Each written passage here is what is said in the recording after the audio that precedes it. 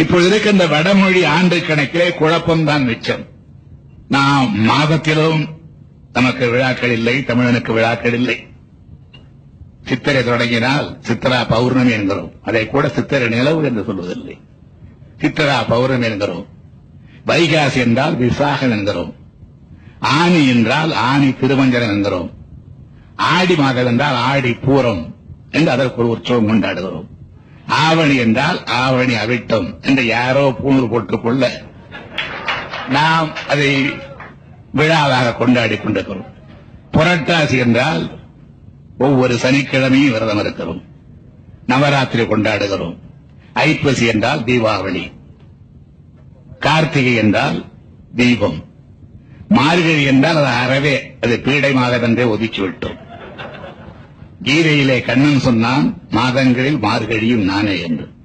அது பீடை மாதம் என்று சொல்லிவிட்டோம். ஆக கண்ணன் சொன்ன மாதம் மாதங்களிலே பீடை மாதம் தான் அவன் என்று அவனே ஒத்துக்கொண்டதாக. தை, அதை கூட பொங்கல் மாதம் என்று சொல்வதில்லை, தை பூசம் என்கிறோம். மாசி மகம் என்கிறோம், பங்குனி உத்தரவு என்கிறோம். இப்படி மாதத்திற்கு ஒரு விழா தமிழனுக்காக அல்ல, நட்சத்திரங்களுக்காக. அதே போலவே ஆண்டு கணக்கு 60 ஆண்டுதான் ஒரு வளையத்திற்குள்ளே இருக்கிறோம். அந்த 60 ஆண்டுகள் எப்படி பிறந்தன? ஒரு அசிங்கம். அது நாரதருக்கு திடீரென்று ஒரு ஆசை ஏற்படுகிறது. கண்ணனிடத்திலே செல்லுகிறார். கண்ணன் என்றால் தமிழ் கடவுள். கிருஷ்ணனிடத்திலே செல்லுகிறார். அவன் தமிழ் கடவுள் அல்ல. எப்படி யாதவா இங்கே வந்தாலோ அதை போல கிருஷ்ணன் கண்ணனாக வந்து விட்டான். நம்முடைய தமிழ் குடிமகன் ஆயர், எவ்வளவு அழகான தமிழ் சொல். கோனார், ஐயம்பெருமாள் கோனார், எவ்வளவு அழகான தமிழ் சொல். நமக்கு தமிழ் பிடிப்பதில்லை.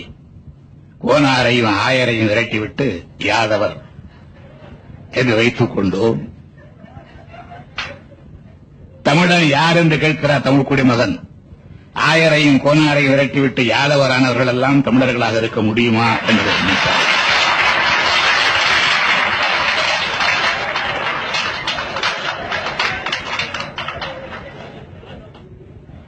கார்மேக கோனார் தான், கார்மேக கோனார், ஐயம்பெருமாள் கோனார், அவைகளெல்லாம் ஏதோ சொல்லத்தகாத, சொல்ல கூசுகின்ற கேவலமான சொற்கள் என்று நாமே கணக்கிட்டு அவைகளை எல்லாம் நம்முடைய அகராதியில் இருந்தே விரட்டிவிட்டு புதிய கேவலமான சொற்கள் என்று நாமே கணக்கிட்டு அவைகளை எல்லாம் நம்முடைய அகராதியில் இருந்தே விரட்டிவிட்டு புதிய சொற்களை, வடமொழி சொற்களை, வடநாட்டு சொற்களை நாம் பயன்படுத்துகின்ற அளவிற்கு தாழ்ந்த நிலைக்கு போய்விட்டோம். அதனால்தான் வருட கணக்கிலே கூட அசிங்கமான பிறப்படுத்த வருடங்களை நம்முடைய வருடங்களாக ஆக்கிக் கொண்டோம். நாரதனுக்கு ஆசை ஏற்பட்டது. கிருஷ்ண பகவானிடத்திலே சென்றான். என்ன என்று கேட்டார். கிருஷ்ணா, உன்னுடைய அழகை பார்த்து சொக்கி போனேன், என்ன செய்ய வேண்டும்? நான் பெண்ணாகிறேன். சரி, நாம் இருவரும் உறவாட வேண்டும். என்ன உறவு? விளக்க தேவையில்லை. உறவாடினார்கள். ஒரே இரவில் 60 குழந்தைகளை பெற்றார். அந்த 60 குழந்தைகளுக்கும் பெயர் தான் பிரவ, யுவ, சுக்கர, பரமோத, பிரஜோத்பத்தி, ஆங்கரீச, ஸ்ரீமுக, பவ, யுவ, தாது என்று அட்சய வரை ரக்தாட்சி, அட்சய என்று முடிகின்ற 60 ஆண்டுகள். இந்த 60 குழந்தைகளுடைய பெயரால் 60 ஆண்டுகள் வடமொழி வருட கணக்கு. இந்த 60 ஆண்டு முடிந்துவிட்டால் ஒருவனுடைய அகவையை நாம் சரியாக நிர்ணயிக்க முடியுமா?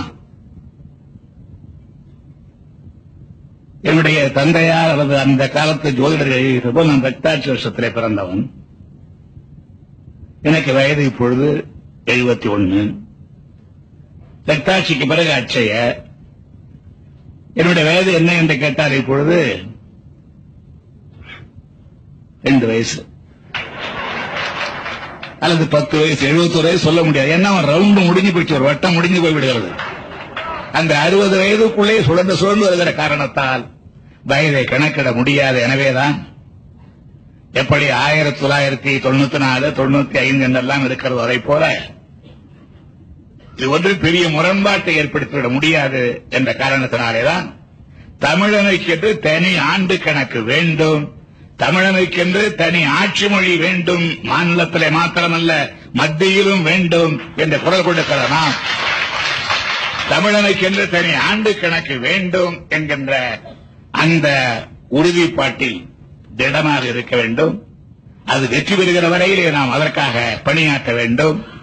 அதற்கு புலவர்கள் மக்கள் எல்லாம் உறுதுணையாக இருந்திட வேண்டும் என்று இந்த நேரத்தில் நான் கேட்டுக் கொள்ளுகின்றேன்.